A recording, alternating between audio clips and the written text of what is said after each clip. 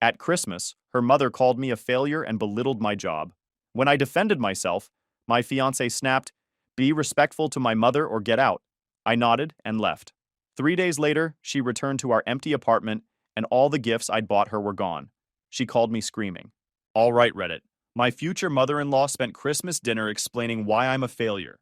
Called me mediocre, compared me to my fiancé's brother, said I wasn't good enough. My fiancé told me to shut up or get out. So I left, with everything I owned. Grab your popcorn and enjoy the shit show. Name's Leon, 31 male. Journeyman lineman for the regional power company. I climb poles, work with high voltage lines, keep the lights on when storms roll through. Make around 87 grand a year base, more with overtime and storm work. Own my truck outright, rent a decent 2-bedroom place, got a solid 401k, zero debt. The kind of life most people would be happy with. My fiancée Victoria, graphic designer, pulls about 71,000 doing freelance branding work for small businesses. We met at a mutual friend's wedding 2 years and 9 months ago. She was gorgeous, funny, had this artsy thing going on. We hit it off right away. Moved in together after 13 months. My apartment, my lease, my furniture. She brought her MacBook and like 40 throw pillows. Everything about her was solid except one huge problem. Margaret, her mother. From what Victoria told me, Margaret was the kind of woman who makes drill sergeants look chill. Controlling, judgmental, never happy with anything. The type who could find something wrong with a perfect diamond. Victoria would come home from visiting her mom looking wrecked. Margaret had something to say about everything. Victoria's career, apparently being a graphic designer, wasn't good enough. Should have gone into corporate law or medicine. Her weight, even though Victoria was a size 4 and looked great. Her apartment, which was mine, but whatever. Too small, wrong part of town. Why rent when she should own property? Her car, a paid-off Mazda. Too basic, where was the luxury vehicle? Her friends, not ambitious enough. And so on. I remember this one Saturday Victoria came back from Margaret's place and just sat on the couch staring at the wall for 2 hours. Her mom had spent the whole visit explaining how Victoria was wasting her design degree, how freelancing was for people who couldn't cut it. Victoria didn't eat dinner, barely talked, just went to bed at 8 p.m. She just wants what's best for me, Victoria would say whenever I mentioned her mom was toxic.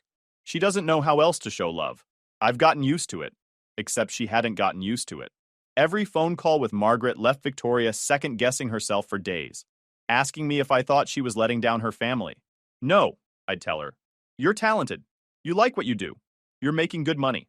But the doubt stuck around, planted by Margaret and watered with every conversation. Red flag? Yeah. But I loved Victoria, and Margaret lived 4 states away. How bad could it get? Turns out really bad. We'd been together almost 3 years, and I'd never met Margaret. Victoria always visited alone. Said it was simpler, that her mom was weird with new people. I proposed 8 months ago. Ring cost $5,200. Victoria cried, said yes right away, posted about it on social media within 10 minutes. We set a wedding date for next August, started planning, the whole thing. Everything was good. Then came that Christmas from heck. Victoria's brother Paul was hosting. Lives an hour north of us, married with 2 kids, big house in the suburbs. He's some kind of commercial real estate developer. Makes way more than me. This mattered later. Victoria had been talking about this Christmas for weeks because I'd finally meet her mother. Margaret was flying in from Arizona. Just be ready, Victoria warned me the week before. Mom's probably going to say something critical. She does it to everyone the first time. What kind of critical? She'll find something. Just don't react. Smile and change the subject.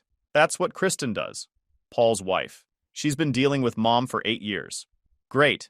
Maybe I should stick up for myself if she comes at me. No, Victoria said fast. If you fight back, she'll go harder. Trust me, just let it go. I'll step in if it gets bad. That should have been another red flag. But I loved her. Figured I could handle one dinner with a tough mother-in-law. I was wrong. Christmas Day. Drove to Paul's place in my truck. House was nice. Real nice. Big yard. Updated everything. Probably worth $650,000 easy. Paul does well. Margaret was already there when we showed up. Early 60s, dyed blonde hair, expensive clothes and jewelry. She looked at me like I'd dragged trash through her house. So, you're the fiancé. That's me. Leon. Good to meet you, Mrs. Caldwell. It's Dr. Caldwell. I have a doctorate. Oh, sorry, Dr. Caldwell. In business administration. From Northwestern. That's impressive. She looked at Victoria. You didn't tell him about my doctorate? I did, Mom. He probably forgot.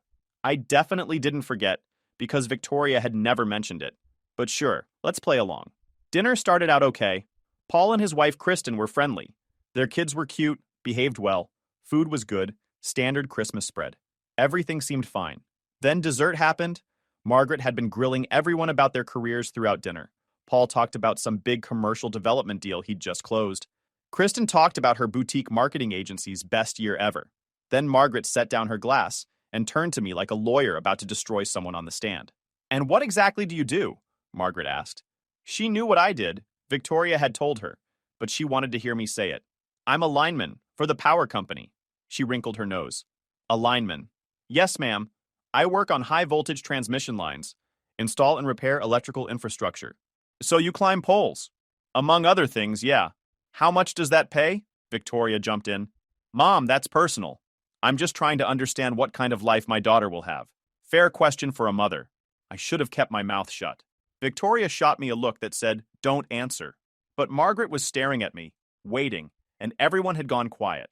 Base salaries around 87,000. More with overtime and storm work. The way Margaret's face changed. 87,000, she said slowly, at 31 years old. "Yes, ma'am." Paul was making six figures by 27. Paul looked uncomfortable. "Mom, different industries pay different. I'm just stating facts." She turned back to me. "Do you get how hard Victoria works? How talented she is? She's got a design degree from a good university, and she's about to marry someone who makes $87,000 climbing poles." I could feel my jaw tighten. "Mom," Victoria said. Her voice had an edge. "What? I can't have concerns? Victoria, you're smart, beautiful, talented. You could do better than this." Like I wasn't sitting 10 feet away. "That's rude," I said, keeping my voice steady even though I wanted to say way more. "I'm proud of what I do. I work hard. The job's dangerous. Takes skill and training. I make good money. Maybe not six figures, but I'm stable, and I'm good at what I do." Margaret cut in. "Stable is what average people call themselves when they want to sound successful. You're a utility worker who's convinced himself he's doing well. My daughter is an artist. She creates things. You fix power lines. There's a difference in value." The table went dead silent. Kristen's fork stopped halfway to her mouth. Paul was staring at his plate. "I'm not average," I said. "No? Let's look at the facts. You're 31. You make barely more than average wages for manual labor. You rent, you don't own property. You drive a pickup truck that's what, 5 years old? You bought my daughter a ring that cost what, 5,000? Paul's ring for Kristen was 18,000.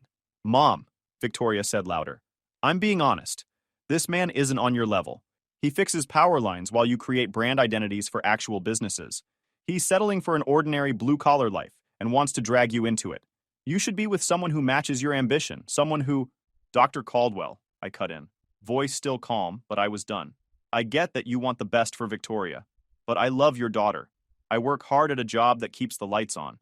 I'm financially responsible. I treat her well. I'm not rich, but I'm not a failure.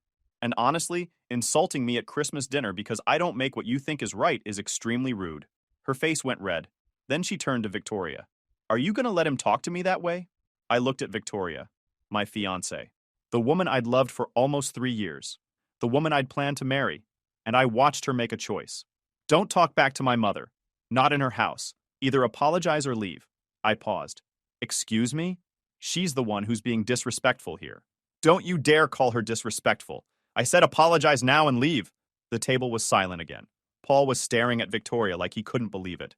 I looked at Victoria for a long second. Then I nodded. Didn't argue. Didn't raise my voice. Didn't try to defend myself more. I stood up. Grabbed my jacket. "Wait, what are you doing?" Victoria asked. "You told me to leave. I'm leaving."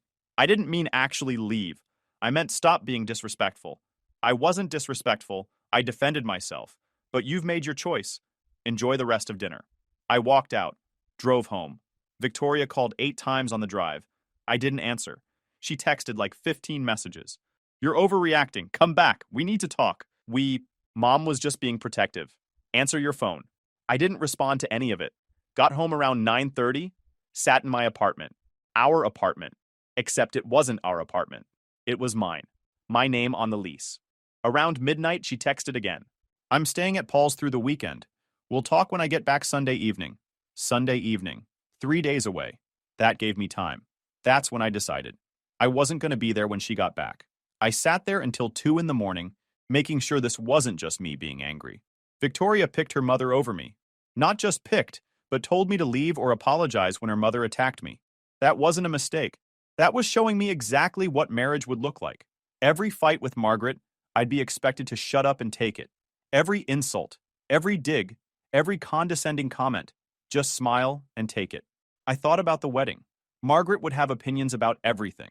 The venue wouldn't be nice enough. My family wouldn't be impressive enough. She'd probably make some speech about how Victoria could have done better. And Victoria would let it happen. Would tell me not to react. Keep the peace. I thought about holidays. Every Christmas, New Year's, every family thing. Not happening. Friday morning, 6 a.m. I hadn't slept much. Called my buddy Charlie. You up? Need your help with something today. What happened? Tell you when you get here. Bring your truck. He showed up at 7:30 with coffee and a confused look. I told him what happened at Christmas while we drank coffee on my couch. So, let me get this straight, he said when I finished. Her mom spent half an hour calling you a failure because you're not some corporate suit making $200,000, and when you defended yourself, she told you to leave? Pretty much. And now you're doing what? Moving out. Charlie nodded slowly. Good. That's the right call. When do we start? He asked. Now. But first I gotta handle some other stuff. I pulled up my bank account on my phone. Started canceling everything. Spotify Family Plan where I'd added Victoria. Netflix. Amazon Prime. Her gym membership on my account. All of it gone within 10 minutes. Next, I did something that's probably petty, but felt good. I went into the bedroom, opened Victoria's closet. There, hanging in garment bags, were 3 designer handbags I'd bought her over the past 2 years. Birthday gift, Christmas gift, and an anniversary present. Prada, Gucci, and a Burberry. Total value somewhere around $4,800. Taking these, I told Charlie. He looked at the bags. You sure? I bought them.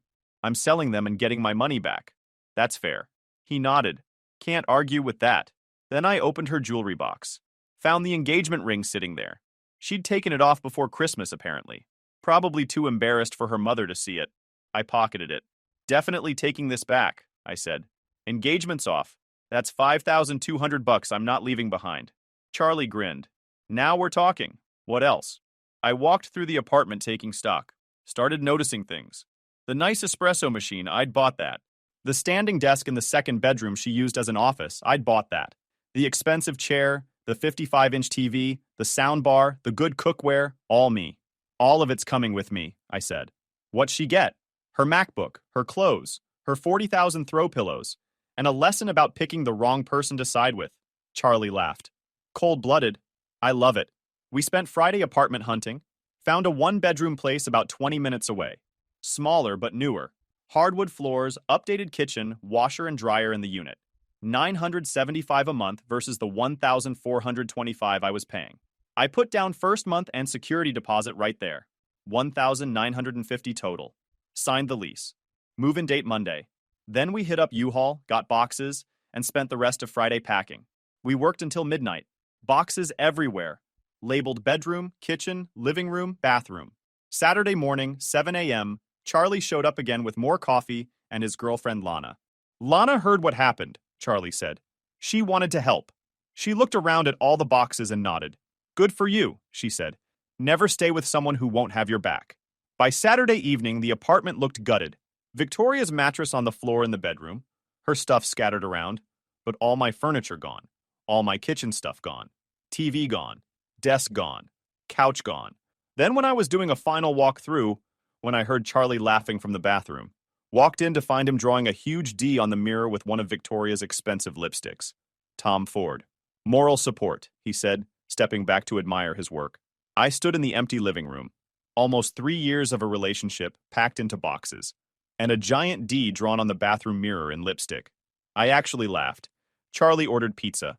We ate it sitting on the floor since there was no furniture left. You good? He asked. Yeah. No second thoughts? None. This morning I woke up and felt lighter. Like I'd been carrying something heavy for months and didn't know it until I put it down. That's how you know you're doing the right thing. Lana nodded.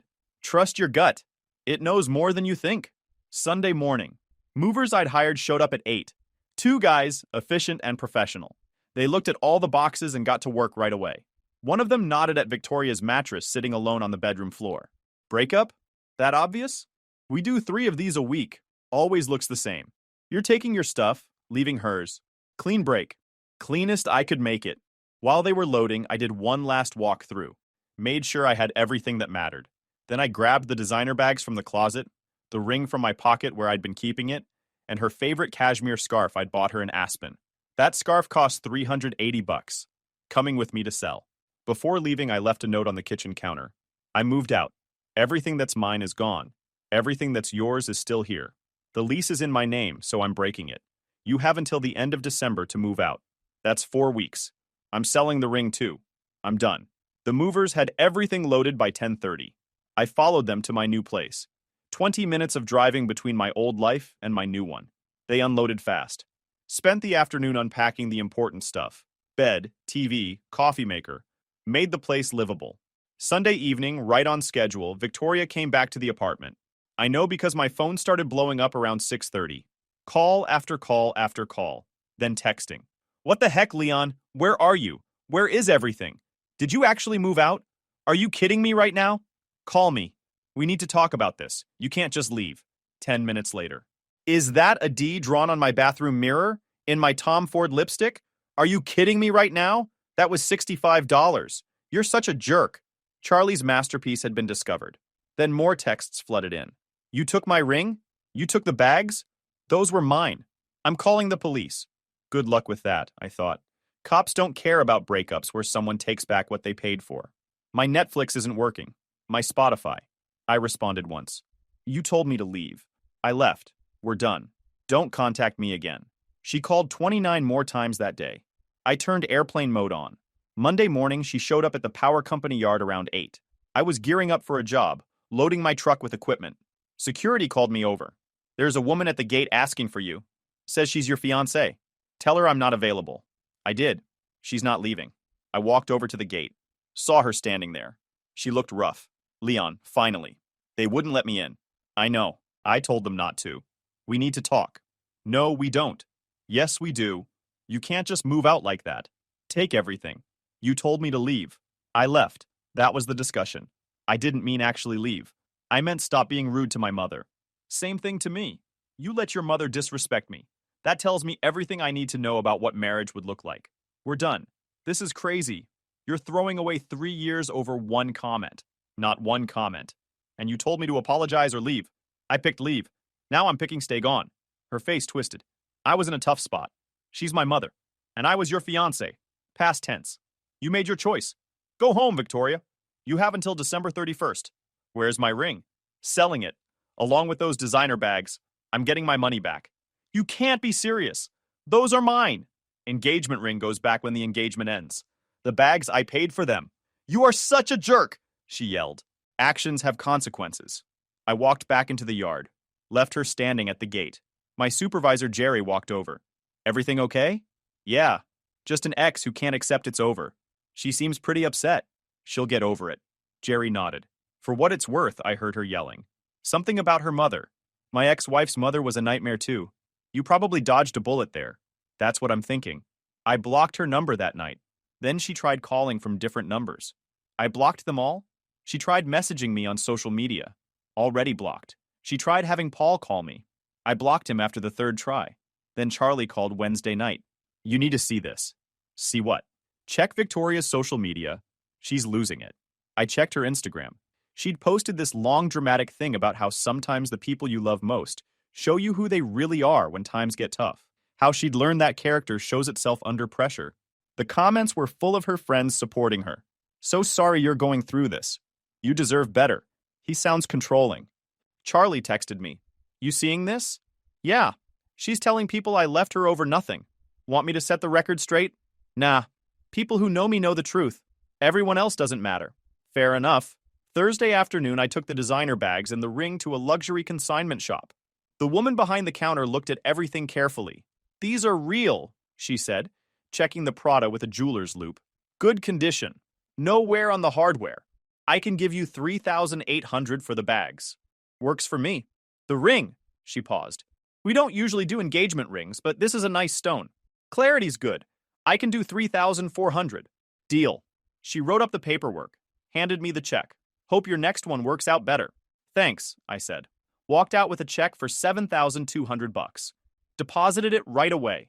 Used $2,000 to pay off my truck completely. Put the rest in savings. Friday night, Charlie came over to my new place with food. "How you holding up, bro?" he asked. "Good, actually. Place is coming together. Sleeping better than I have in months." He looked around. "Place looks good. Very you. That's the goal." My old apartment felt like compromise. "This feels like mine." Victoria kept trying. She had Kristen call me from a number I didn't know. "Leon, it's Kristen, Paul's wife. Look, Margaret was totally out of line at Christmas. She's always been hard, but that was extreme even for her. And Victoria shouldn't have told you to leave. But she's really struggling. She loves you. She made a mistake. When someone attacks your partner, you defend them. She didn't. That's all I need to know. She was trained her whole life to keep Margaret happy. It's complicated. It's not complicated to me. So 3 years means nothing? 3 years meant something. Right up until she told me to leave for defending myself. Then it meant exactly nothing. You're really not willing to give her another chance? Kristen, if Paul's mother called you a failure and Paul told you to apologize or leave, would you stay with him? Silence on the line. That's different. How? Because Paul would never do that. Exactly. I picked wrong. Now I'm fixing it. She hung up. 2 weeks later, the old apartment was empty. Victoria had moved her stuff out without telling me. The landlord called to say she'd cleared out, left her keys. I paid the lease breaking fee, $1,100. Didn't even blink. Worth every penny to be done with that place. A month after Christmas, mutual friends started reaching out. Apparently, Victoria was telling everyone I'd left her over a minor fight with her mother, that I'd stolen her stuff and disappeared, that I was unstable and controlling. I set the record straight where it mattered, showed people texts if they asked, explained what actually happened. Most people who knew me believed my side. The ones who didn't weren't worth my time. I didn't need them anyway. Charlie and I went out for food about 6 weeks after the breakup. "How's the new place treating you?" he asked. "Great. Bought some new furniture, put up some stuff on the walls. Meeting anyone new?" "Nope. Not really in a rush." "Good call. Take your time." Lana, Charlie's girlfriend, joined us later. She'd heard the full story from Charlie. "For what it's worth," she said, "I think you handled it perfectly." "Thanks. I just didn't want to drag it out. She showed me who she was. I believed her." End of story. Work was good. My supervisor Jerry mentioned they were looking to promote someone to crew leader. More responsibility, more money. I applied, got it 2 weeks later. Salary bumped to $94,000 base. Still not 6 figures. Still apparently average by Margaret's standards. Still totally fine with my choices. I ran into Paul at a gas station about 3 months post-breakup. He saw me, looked like he wanted to avoid me, but I waved him over. "How's it going?" I asked. "Good.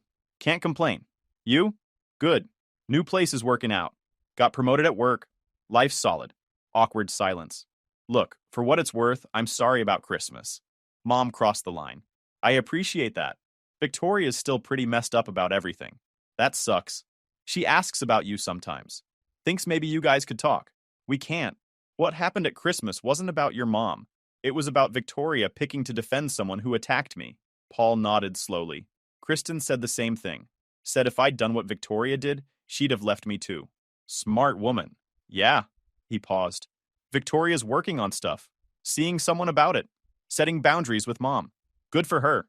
Hope it helps. You're really not interested in trying again? Nope. I believe people when they show me who they are the first time. He didn't have anything to say to that. We finished pumping gas. I shook his hand and left.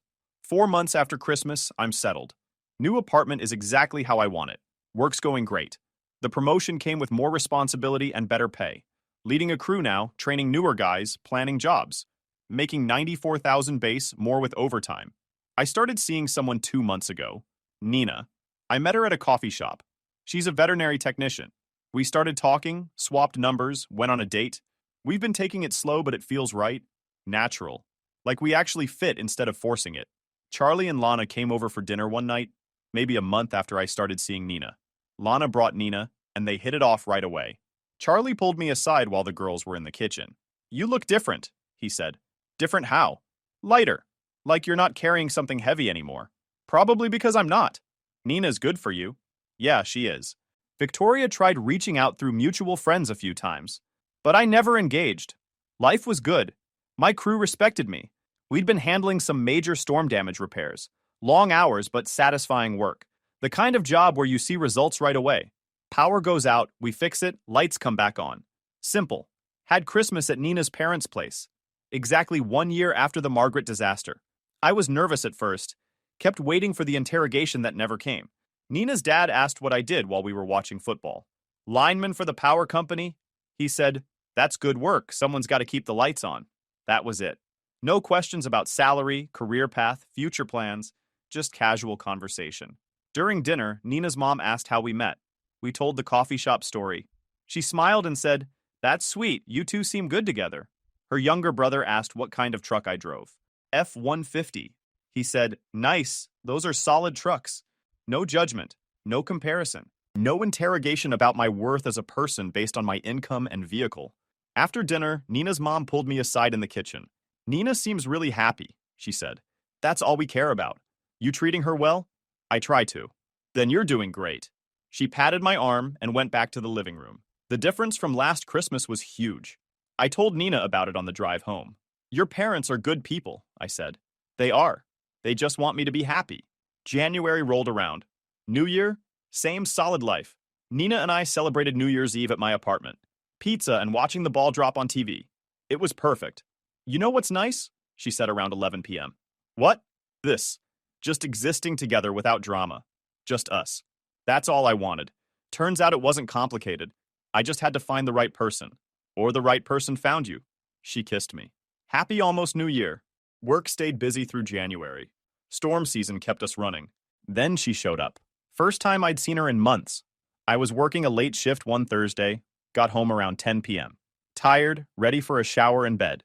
Pulled into my apartment complex parking lot. Noticed a car I didn't know sitting near my building. Engine running, lights on. I parked, grabbed my gear, headed for my door. "Leon?" I turned. Victoria was getting out of the car. Totally sober and composed. Dressed nice, hair done, makeup perfect. "Victoria, what are you doing here?" I asked. "I needed to see you. You blocked me on everything. This was the only way. There's a reason I blocked you on everything. Please, just give me 5 minutes. That's all I'm asking." I should have walked inside and locked the door. But there was something about the way she looked. Desperate, but trying to hide it. I was curious what she'd say. "5 minutes, I said. "Not inside. Right here." She nodded. Took a breath. "I made a mistake," she started. "At Christmas dinner. I should have defended you. I should have told my mom to shut up. But I panicked. I've spent my whole life trying to keep the peace with her, trying to be what she wants, and when she went after you, I just froze." "Okay." Silence. "That's it? Just okay? What do you want me to say, Victoria? You told me to leave. I left. That was a year ago. Move on." "I know. And I've spent that year working on myself. I cut my mom off. Haven't talked to her in 8 months. I'm seeing someone to work through all the toxic patterns she created. I'm fixing it, Leon. I'm actually fixing it. Good for you. Is that all you're gonna say? Good for you?" I looked at her. Saw the desperation she was trying to hide. The hope that I'd suddenly forgive everything. The belief that if she just explained it right, I'd come back. "What do you want from me?" I asked. "I want another chance. I want to show you I've changed. I want us to try again." "No." The word hung. "What?" "Leon, I just told you I cut off my mom. I've been working on myself for months. I'm not the same person. Maybe you're not. Doesn't change anything. Also, I'm with someone new." She froze. "You're what? You already moved on?" Her voice started raising. "Are you serious? What did you expect me to do, Victoria? Sit and feel sorry for myself? I told you I'd moved on. That's unfair. How could you do this to me? I've been trying to fix things, and you're already screwing someone new?" "I don't care," I cut in, keeping my voice level and flat. "It doesn't change what you did. Things between us ended the moment you decided watching me getting disrespected was fine. I'm done, Victoria. I'm not going to repeat this over and over for you. Aren't you tired? Just go see your life. Move on." "So that's it? You're just done? That shows you didn't even love me on the first place. If you loved me, you would fight for me." "Nope, it's not worth it." Her face started to crumble. She tried to hold it together, but I could see the cracks forming. "I love you," she said quietly. "I still love you. I never stopped loving you. That sucks." She was crying now. "What about everything we had? What about all the plans we made? The wedding we were planning? The life we were going to build? I built a new one without you in it."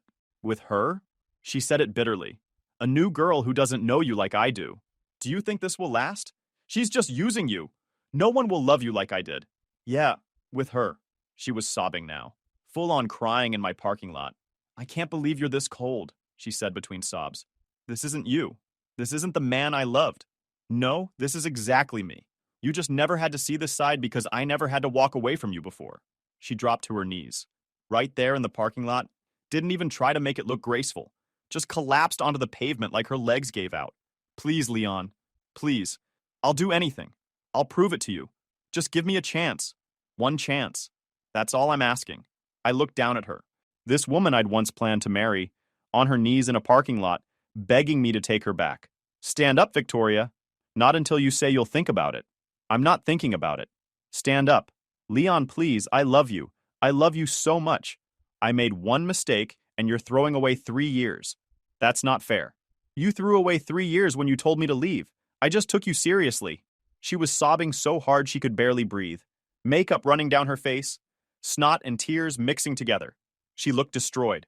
A neighbor walking to their car stopped and stared. Great. Now I had an audience. Victoria, stand up. You're making a scene. I don't care. She screamed it. I don't care about making a scene. I don't care who sees. I want you back. I want us back. Why can't you just forgive me? Because I don't want to. I looked at her without any emotion. You asked me what you have to do to fix this. There's nothing. It's not fixable. You can't undo showing me exactly who you are when things get hard. She was hyperventilating now, gasping for air between sobs. I can't do this without you. I don't know how to do this without you. Figure it out. I moved toward my door. She grabbed at my leg. I stepped back. Don't touch me. Please. Leon. Go home, Victoria. I can't. I can't go home. I can't keep living like this. Knowing I destroyed the best thing in my life. Knowing you're out there with someone else. I can't do it. That sounds like a you problem. I said it flat and cold. Her face twisted into something between rage and despair. You're mean. You're cold and mean. I walked to my door, unlocked it. She was still on her knees, sobbing, mascara running down her face in black streaks. Please just talk to me. 5 more minutes, that's all I need. Your 5 minutes are up. Go home. I walked inside, closed the door, locked it. She pounded on the door for like 30 seconds. Then I heard her sobbing turn into wailing. Full breakdown. I texted my neighbor, the one who'd seen the whole thing. Sorry about that, my ex. She's leaving.